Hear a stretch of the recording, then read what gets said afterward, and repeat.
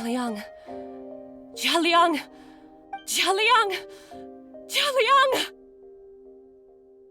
Dad, are you awake? Jiangli, are you? Didn't I... Huh? What are they? How does it feel to come back to life? Do you feel strange or different in any way? If so, could you describe it to me in detail? Dr. Baizhu, I thought that I was going to... Die? You did indeed. As things stand now, you're more akin to a zombie than a human. I'm a zombie? That's right. Before we set off, I asked Chi-Chi to prepare an elixir of immortality. With its help, you have been suspended in the space between life and death. Of course, this is but a crude imitation of an Adeptus art. I don't expect it to extend your life indefinitely. Whether it will keep you alive for a few days, a few months, or a few years, I'm as interested as you to find out. But, however long you have left, I believe it should be more than sufficient time for you to say your final goodbyes before departing the world in peace. I hope that Director Hu finds this arrangement to be a satisfactory one. An elixir of immortality? How'd you cook that up? Ugh. Leave it to you to work on something like that behind my back. It's a work in progress that hardly lives up to its name, and it would have had no effect were it not for Jialiang's iron will. In the end, I am merely a doctor. I understand very little of the great principles governing life and death and the perpetual cycle of yin and yang. All I know is that if I'm presented with a life that deserves to be saved, I will do everything in my power to save them. And even this would have counted for nothing without Director Hu's assistance.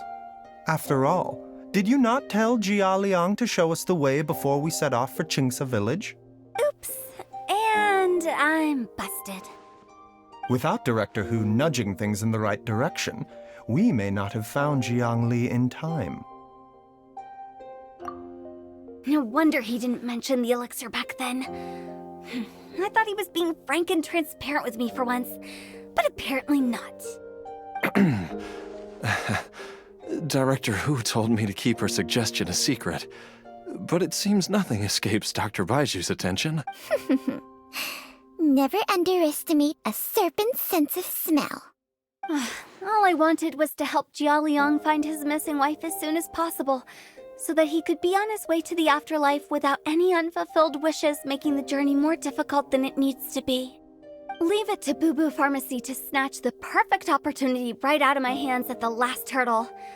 Never mind. I'll just have to put it down in the books as a deferred consideration.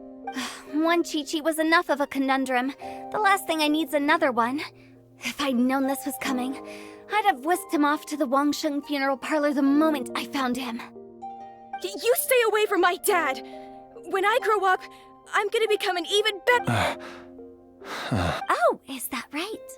Well, you wouldn't be the first person who's tried to put Wangsheng funeral parlor out of business.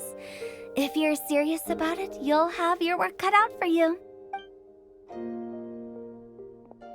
Traveler, Paimon, I'll catch you all another time. Is she finally gone? All's well that ends well. If you ask Paimon, we should probably do something to celebrate this hard-earned family reunion. At times like this, a grand celebratory feast is in order. It feels like it was a whole lifetime ago when I last talked with Jiangli and Ayu around the dinner. Yay! Paimon can't wait! Alright, first things first, off to the market for some fresh ingredients. Let's go!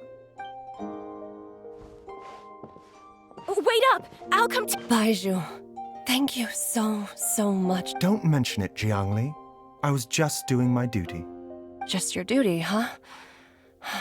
Baizhu, Changshang, would you mind if we took this conversation outside?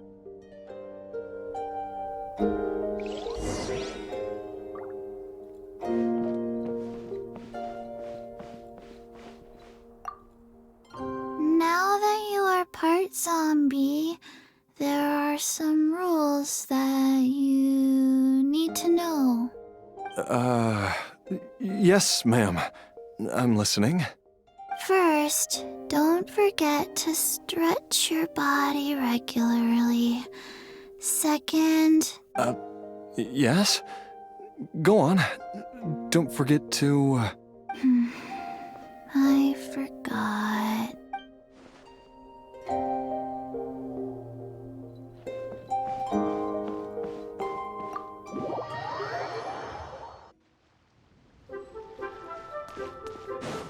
Mind the side effects. Time flies. It's been so long since we bade each other farewell in Chenyu Vale. Changsheng, you're the same as ever. You haven't changed one bit. You, on the other hand, have changed a lot. You're right. My younger self would have never imagined that things would one day turn out this way.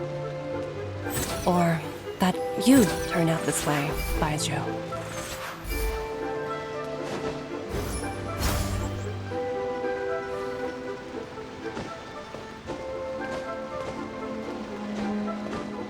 A bitter pill to swallow.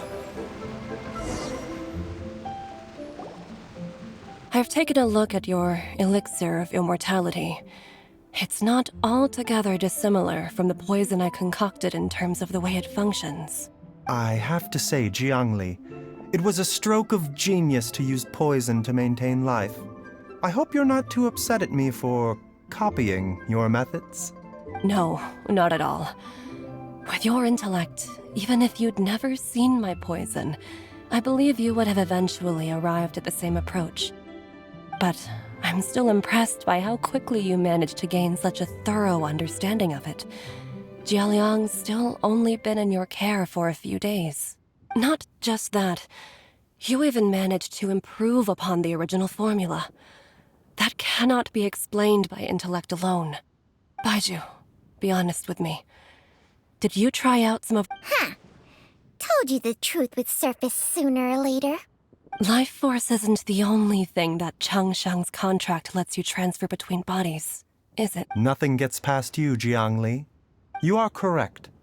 Besides life force, Changsheng's secret art also allows for the transfer of toxins and diseases. When I treated Jia Liang for the second time, I transferred some of the poison from his body into my own. Not only did this allow me to alleviate the burden on him, but it also gave me an opportunity to study its properties. There is no need to worry about any long-term consequences to my health, however. Now that the source has been destroyed, any remaining poison in me will have already dissipated.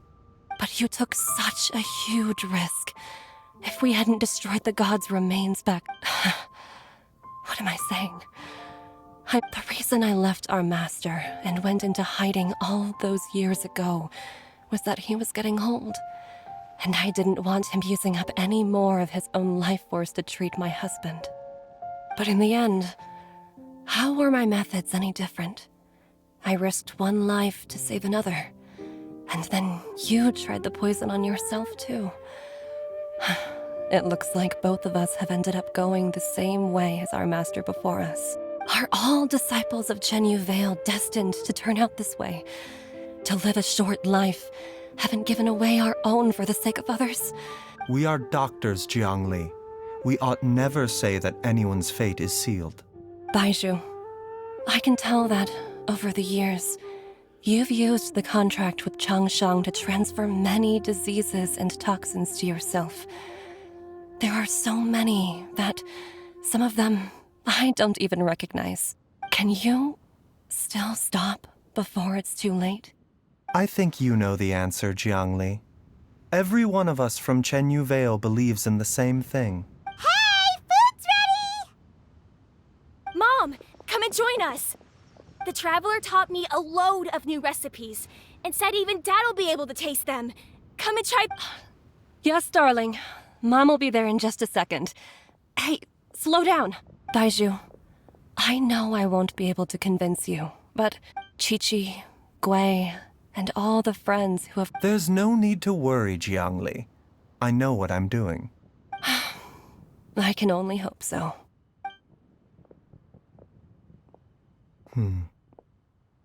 Baizhu, What did Jiang Li mean by not around anymore? Every single mortal I've ever contracted with, including Baizhu and Jiang Li's master, has passed away at a young age. Wait, that doesn't make any sense. You said that the contract with you helps people live longer. It is a very long story. Long ago, when plagues ravaged the land, one doctor made a pledge to rid the world of pain and suffering. But even the most ingenious mortal medicine could not stay the tide of disease. And after working tirelessly for many years, even his dearest loved ones fell sick and bade their final farewell. Legends told of an herb lord in Chenyu Vale who could cure any illness known to mankind. The doctor sought the herb lord, but found only a white snake, its breathing weak and its power all but spent. Sign this contract and let our lives be joined. Then I will impart to you the secret art of healing. But be warned, this art will harm your own health.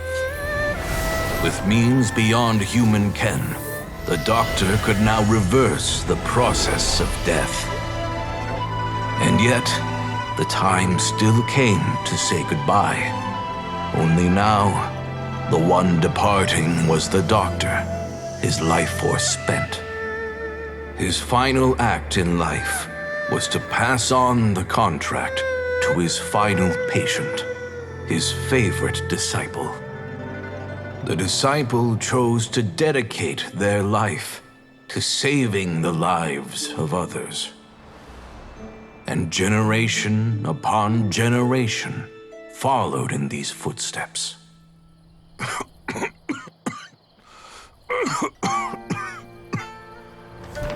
Since I inherited this contract, I've always respected the path taken by my predecessors and followed it myself unquestioningly. That is until I tried to use the art to save my own disciple's beloved. She begged me not to use up my own life force. She said that this art is a poison chalice, an evil and unnatural practice. She did not wish to sacrifice one life for the sake of another, when both were lives she treasured. Only then did it occur to me, did I not suffer when my master passed away, just as patients' families do at their loved one's deathbed? Are not the lives cut short by this contract just as worthy of saving as any patient's? What is this contract to us? Medicine or poison?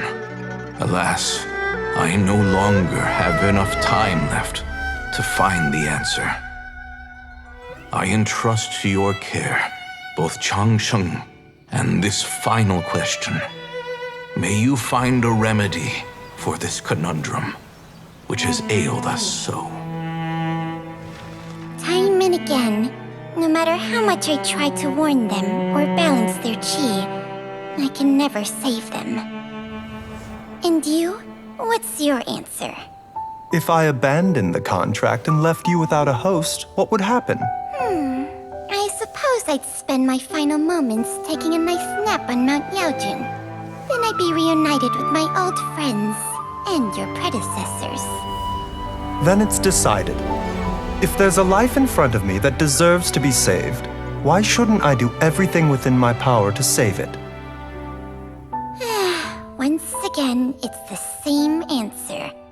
So be it. Close your eyes. Who knows how many more people will take on this contract? None. This contract will end with me. My contract has strict requirements on the host's natural temperament. All my hosts have been most pure of heart. But when one with an altruistic nature gains access to this art, they are more seduced than the average person by the miracle of overturning the laws of life and death. Though they know better than anyone else the fate that awaits them, when faced with the sorrows of humanity and the pain of losing their nearest and dearest, they cannot help but reach beyond human means. They are like moths that throw themselves into the flame, seeking a glimmer of hope in a dark world filled with pain and suffering. So, Baizhu, does that mean... I suppose that would make me a moth that yearns for the light, but doesn't want to be burned to a crisp. Changsheng's art can transfer pain and suffering between people, but it cannot reduce the total amount of pain in the world. It's just like we witnessed. Either Jia Liang feared for Jiang Li's life, or Jiang Li grieved over Jia Liang's sacrifice. I have nothing but the utmost respect for my predecessors, who sacrificed their lives for their principles. But I do not wish to join their ranks, nor do I wish to pass on this contract to anyone else in the future. Huh? But didn't you already transfer a ton of diseases onto yourself? What makes a poison poison? And what makes a disease a disease? When it comes down to it, are not both mechanisms that affect the operations of the human body? If disease is defined as deviation from normal functioning, then who knows? Perhaps the true elixir of immortality could in fact be a kind of poison. Many may view the notion of searching for immortality in poisons and illnesses as a flagrant violation of the natural order. But to me, it is no different from the way our ancestors tested the medicinal qualities of herbs by sampling each and every one. I don't want those who come after me to lose their lives to this contract, nor do I wish for Changsheng to perish from losing her host. This leaves only precisely. I will be Changsheng's final host, and the tradition of passing down the contract will end with me. Even the gods of old struggle to achieve true immortality. First you want to save others, then you want to save yourself. Now you even want to save me. You're getting greedy, Baizhu. But isn't wanting to have it all what makes us human? For a selfish moth like me, who's afraid of the flame yet yearns for the light, the only path forward is up towards the moon. For once, Paimon just does not know what to say. Dr. Baizhu, Traveler, what are you still chatting about? The food's about to get cold. We also have coconut milk for Changsheng and Paimon. Okay, fine. Let's go grab some food. Paimon has a bunch of burning questions, but they can wait till after we've eaten. I do envy Paimon sometimes. Eating her fill is enough to satisfy her body and mind. True. And yet, although we call them simple pleasures, are such things as these not precisely why we mortals cling desperately to the life we have?